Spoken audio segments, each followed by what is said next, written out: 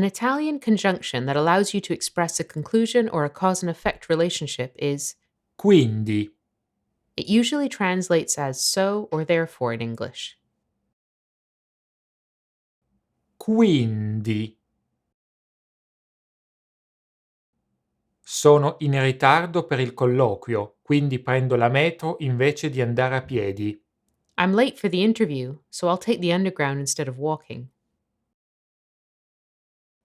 Quindi can appear either at the beginning of a concluding statement or at the end of a sentence to imply a thought without actually saying it out loud.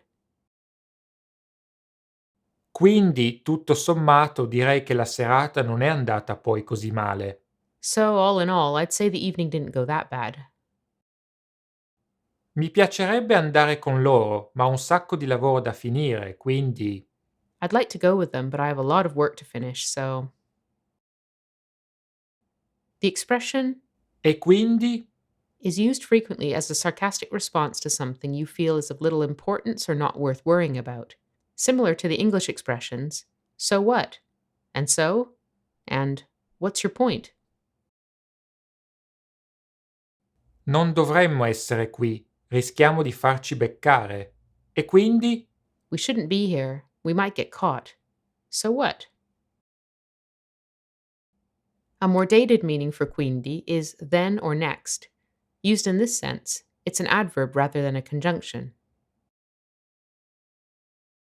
Proseguite per altri 2 isolati e poi voltate a sinistra, quindi camminate per ancora 5 minuti circa finché non vi ritrovate davanti alla stazione.